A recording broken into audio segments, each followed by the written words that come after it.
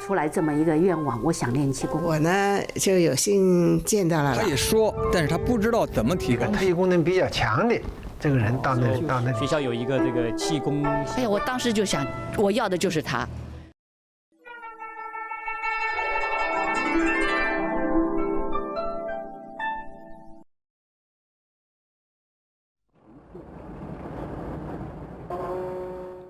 Le 11 mars 1979, le journaliste Tsang Naiming et ses collègues ont publié un article « Découverte d'un enfant dans le district de Dazhou. Il lit avec les oreilles » dans le quotidien du Sichuan. Le mois suivant, les articles publiés dans l'Anhui Technology et le Beijing Technology ont fait état d'enfants qui avaient des pouvoirs surnaturels. Ces découvertes ont fait sensation et un exercice traditionnel chinois, le Qigong, a été aussitôt porté à l'attention du public.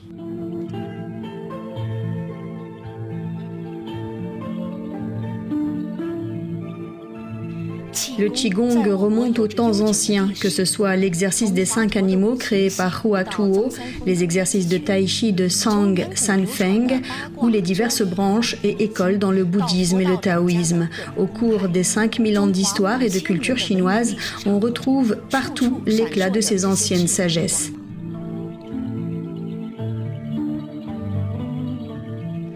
Ce génie culturel qui a été prépondérant pendant des milliers d'années s'est estompé à l'époque moderne.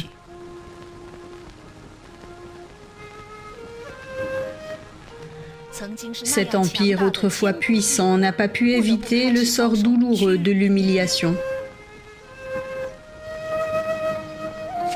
Dans une tentative de résister aux envahisseurs, les Chinois ont adopté en priorité les technologies occidentales modernes dans le but de rester riches et de gagner en puissance militaire.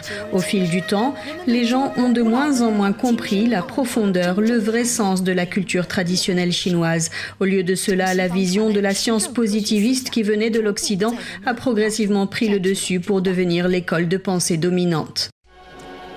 En particulier, pendant les 10 ans de la grande révolution culturelle prolétarienne, tout ce qui était relié à la culture chinoise et aux valeurs traditionnelles était critiqué comme étant les 4 vieilleries et une superstition féodale.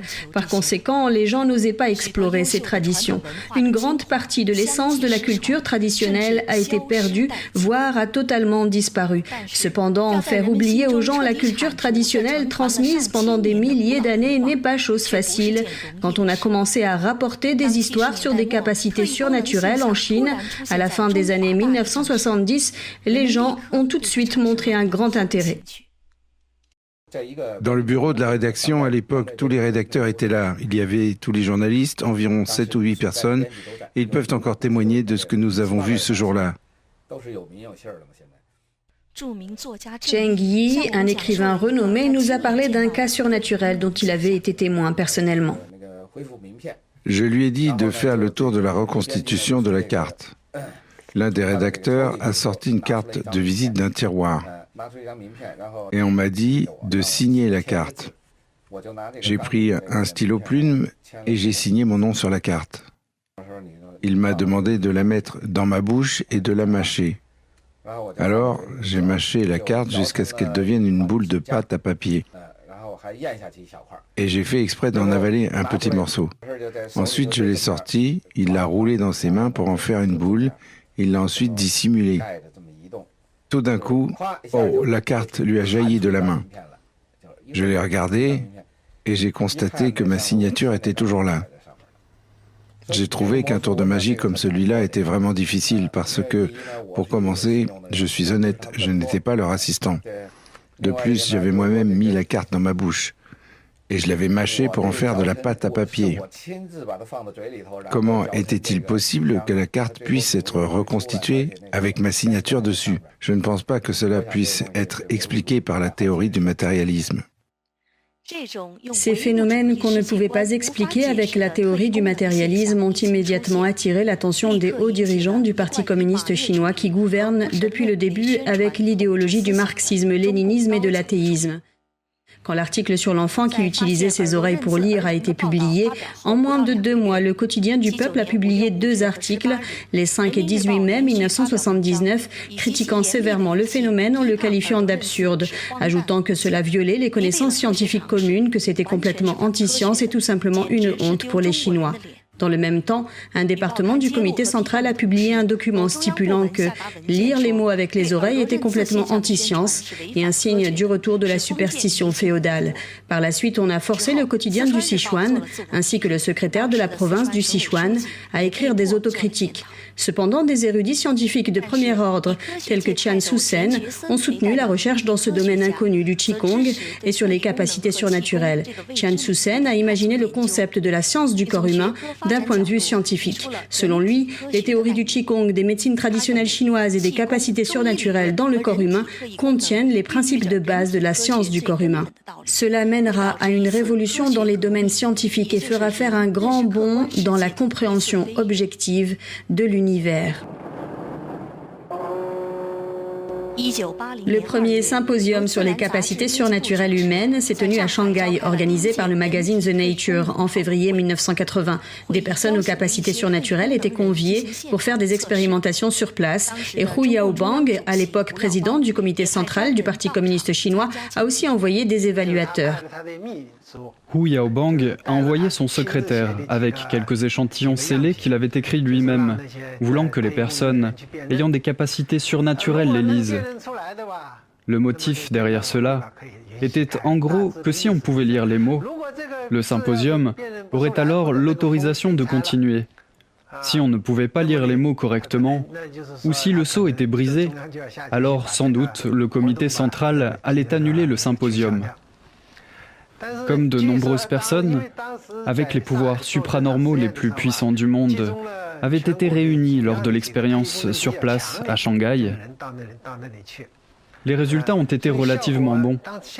Le secrétaire de Hu Yaobang l'a appelé et lui a dit que les personnes avec des pouvoirs surnaturels affirmaient que Hu avait écrit tel et tel mot.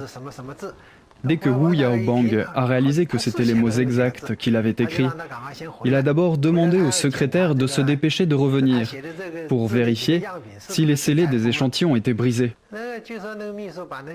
Apparemment, lorsque le secrétaire a rapporté les échantillons à Hu Yaobang à Pékin, il a vérifié que l'enveloppe, qu'il avait personnellement cachetée, n'avait pas été ouverte. Mais les personnes avec des pouvoirs surnaturels avaient lu ces mots.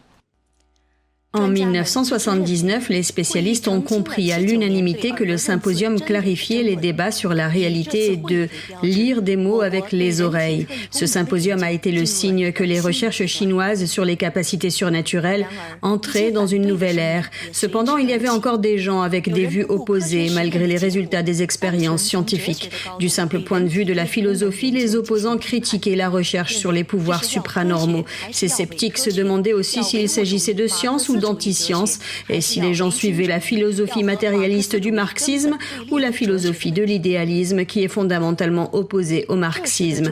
La Chine, à ce moment-là, venait juste de sortir des 10 ans de révolution culturelle. L'art, les domaines techniques et scientifiques étaient tous dans un état de renaissance et d'expansion. Après avoir souffert pendant une décennie de l'idéologie toxique de l'extrême gauche, les Chinois ont commencé à se réexaminer eux-mêmes et à examiner les chemins qu'ils avaient pris. Ils ont pu traiter le Qigong et les pouvoirs surnaturels d'un point de vue objectif et réaliste. On ne laissait pas ces personnes montrer leurs capacités surnaturelles. On disait qu'elles étaient des démons et des fantômes. Et comme personne ne les voyait, les gens ont naturellement cru les rumeurs, car ils n'avaient jamais été témoins de ces capacités auparavant. Alors que le Qigong grandissait et se développait, il s'est avéré efficace, surtout pour ceux qui avaient des maladies. Ils se sentaient bien une fois qu'ils pratiquaient. Puis quand ils allaient à l'hôpital pour un examen, on constatait des changements positifs. Les effets du Qigong étant vérifiables, les sceptiques ne pouvaient que comprendre son efficacité.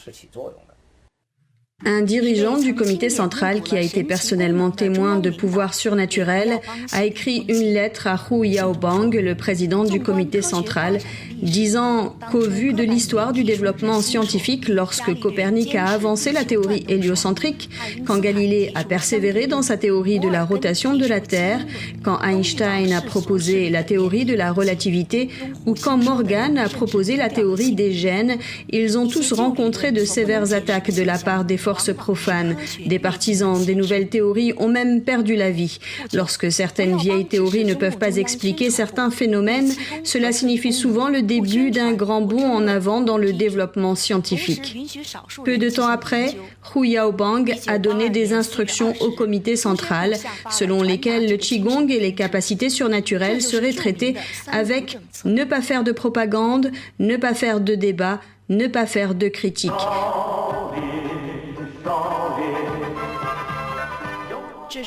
Voici un film qui était très populaire dans les années 1980.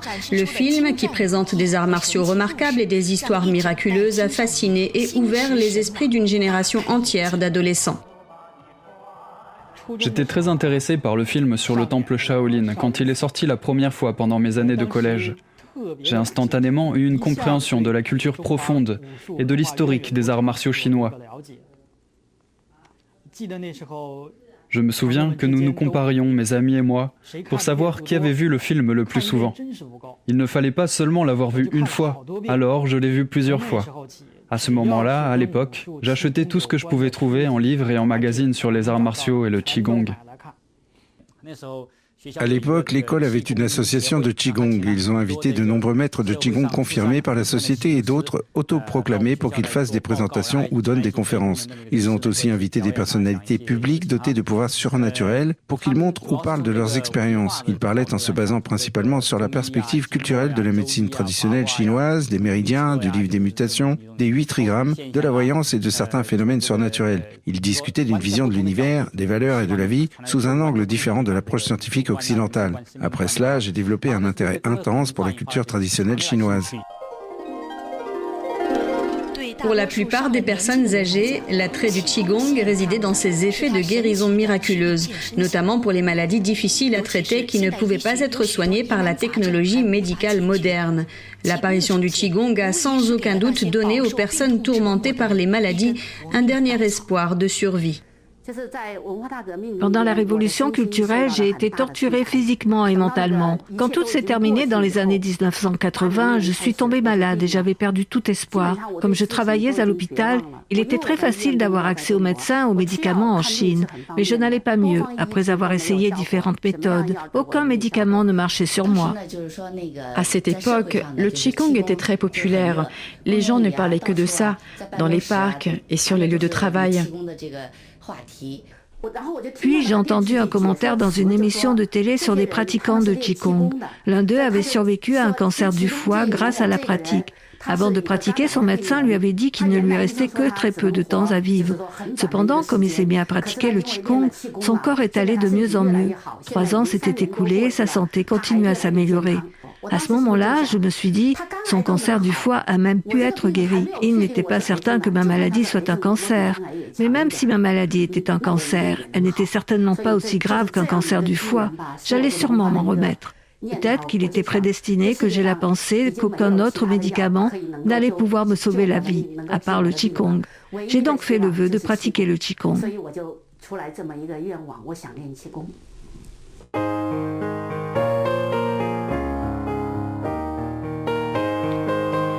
C'est ainsi qu'au bon moment, au bon endroit et avec les bonnes connexions sociales, le Qigong est devenu un trésor du peuple chinois et il est rapidement devenu très populaire sur la terre de Chine.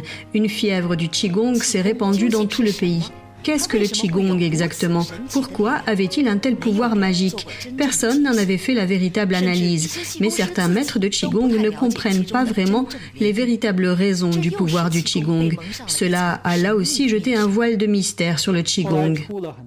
Plus tard, de nombreux phénomènes se sont produits tels que l'abstinence de nourriture, bigou, l'énergie générée spontanément, et d'autres capacités somatosensorielles connexes. Je pouvais les sentir moi-même, mais je n'arrivais pas à les expliquer très bien.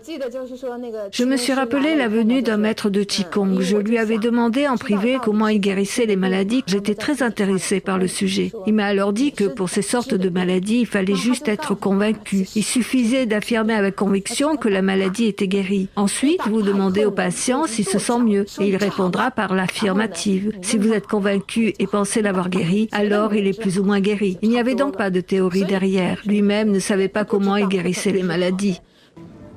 Comme cela gagnait en popularité parmi la population, nous nous sommes demandé tout au long de ce processus, particulièrement ceux qui étaient déterminés et inspirés, le Qigong, de quelle sorte de phénomène s'agit-il? Qui avait-il derrière tout ça? Et en pratiquant, mis à part recouvrer la santé, quelle compréhension les gens en tiraient-ils? Finalement, ils ont réalisé qu'il s'agissait de pratiquer, de faire connaître et de cultiver. Il s'agissait aussi d'expériences scientifiques et de les prouver. Toutes ces choses ne pouvaient pas l'expliquer pleinement parce que les méthodes scientifiques ne peuvent que vérifier le processus du Qigong, au lieu de comprendre ce qui le régit au fond. Ainsi, cette fièvre du Qigong a de nouveau incité les gens à penser de façon critique. Des escrocs ont profité du désir des gens de guérir avec le Qigong et d'obtenir des capacités surnaturelles ou des richesses en utilisant différents noms pour se vanter et tromper. Cela a rendu le Qigong encore plus mystérieux avec un mélange de vrai et de faux. L'énergie spontanée était très populaire à l'époque. Quand une personne était dans un certain état, sous la direction d'un maître de Qigong, elle se roulait par terre et frappait violemment son corps. On voyait de vieilles dames danser comme des folles. Il y avait un tel désordre. Ils enseignaient habituellement le Qigong de cette façon. D'abord, ils enseignaient un ensemble de mouvements et ensuite ils parlaient des théories du Qigong. Plus tard, les pratiquants essayaient de capter les messages envoyés par les maîtres de Qigong. Parfois, les maîtres de Qigong demandaient aussi aux pratiquants d'apporter une tasse remplie d'eau. Ils émettaient de l'énergie dans l'eau et ils l'appelaient eau messagère.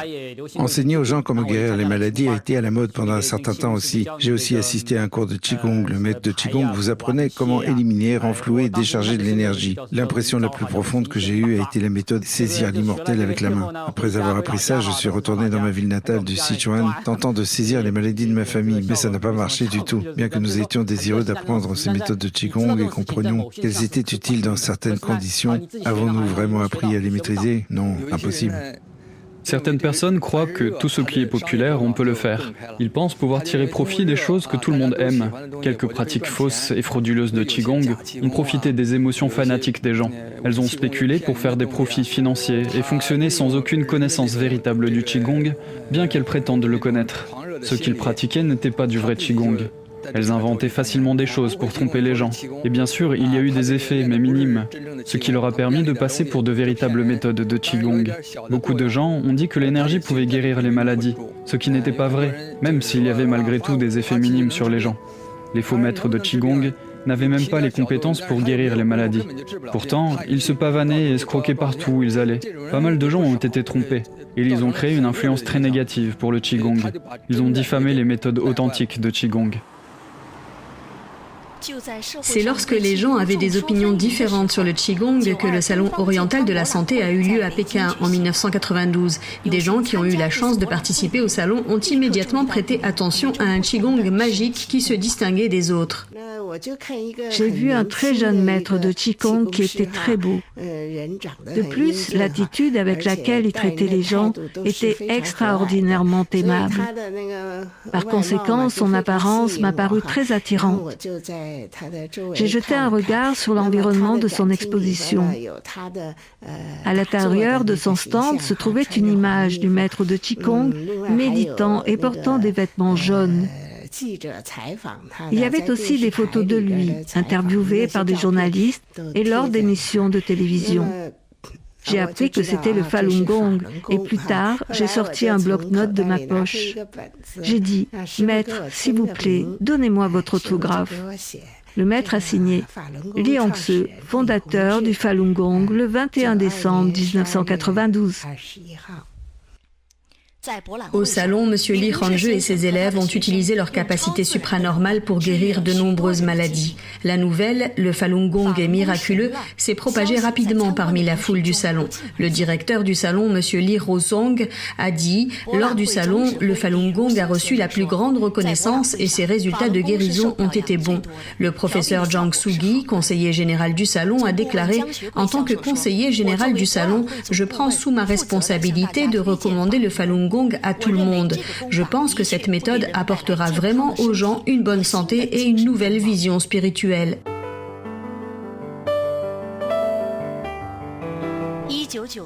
En avril 1993, le livre de M. Li Hongzhi, Falun Gong de Chine, a été officiellement publié. M. Li Hongzhi y explique notamment l'origine du Qigong, les pouvoirs de Gong et la force de Gong, le traitement par le Qigong et le traitement à l'hôpital. M. Li Hongzhi a résolu les problèmes des amateurs de Qigong qui étaient perplexes. Il a clairement indiqué que les pouvoirs de Gong ne doivent pas être recherchés. La force de Gong est obtenue par la cultivation du Xing Xing, la nature de l'esprit et du cœur, la clé pour aider les pratiquants à s'élever. Ces mots simples sont ceux que les gens attendaient après de nombreuses années de quête. À ce moment-là, j'ai senti que c'était celui que j'avais cherché pendant si longtemps. C'est exactement ce que j'ai ressenti à ce moment-là. C'était comme « Oh, je vous ai enfin trouvé !» En décembre 1993, le Falun Gong a été l'école de Qigong invitée spéciale au Salon oriental de la santé. M. Li Hongzhi a été élu membre du comité. Cette fois, beaucoup de gens sont venus au salon en raison de leur admiration pour le nom Falun Gong. Le salon de 1993 a été une grande opportunité pour le Falun Gong. Il y avait très peu de gens qui fréquentaient les autres stands de Qigong. Seul notre stand de Falun Gong avait une foule de 5 à 700 personnes tout autour. Aussitôt que le salon a ouvert ses portes, beaucoup de gens ont couru vers notre stand et ils ont formé 3 files. Une file était pour s'inscrire à la séance de guérison du matin. Une autre file était pour la session de l'après-midi, parce que le nombre augmentait rapidement. La dernière file était pour demander un autographe à Maître Li Hongzhi, pour signer son livre Falun Gong de Chine, qui était le seul livre publié à l'époque. Ce jour-là, en soirée, le salon s'est terminé rapidement et il ne restait plus beaucoup de monde. J'ai soudain vu 2 ou 3 hommes d'âge mûr avec une vieille dame entrant précipitamment. La dame âgée était bossue. Ce n'était pas une bossue ordinaire non plus. Elle était pliée à environ 45 degrés. Avec le bas du dos arqué, elle a suivi ses enfants jusqu'au hall et s'est dirigée droit vers Maître Li. Maître Li, en un coup d'œil, a pu voir l'état de cette vieille dame. Puis il a soulevé par derrière son dos contre sa poitrine. Le maître l'a soulevé et lui a étiré le dos. La vieille dame a été soulevée du sol. Après ça, il a parlé à la vieille dame. « Détendez-vous, détendez-vous et marchez avec moi. » C'était un endroit plutôt vaste. Et le maître en a fait le tour une fois. La vieille dame suivait simplement le maître.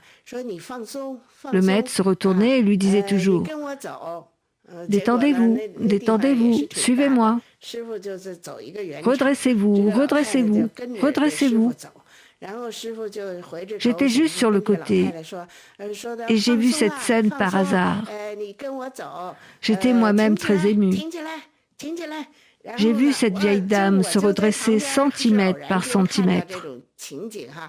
Le maître n'arrêtait pas de sourire et de lui dire « Détendez-vous et continuez de marcher. Redressez-vous, redressez-vous. » Juste comme ça. À ce moment-là, j'étais très émue en voyant cette scène. J'ai pensé, ne serait-ce pas génial si une chaîne de télévision pouvait enregistrer ce moment? Cette personne a été guérie en quelques secondes. Puis j'ai vu un homme d'âge mûr, probablement son fils, s'agenouiller tout de suite devant le maître. Il était aussi très ému, car c'était sa mère qui était guérie.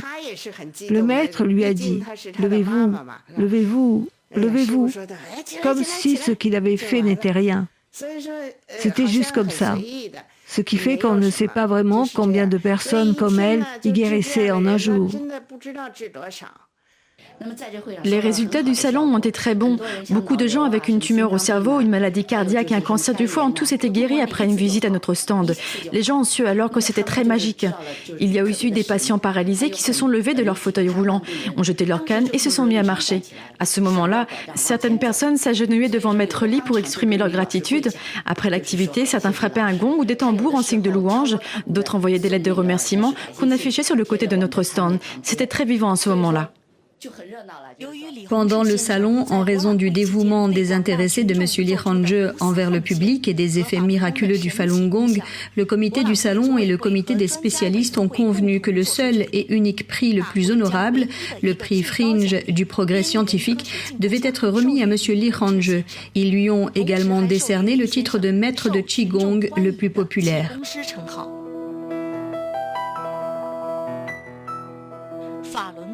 Le Falun Gong, comme une étoile étincelante, éclipsa les autres écoles de Qigong à partir de ce moment-là.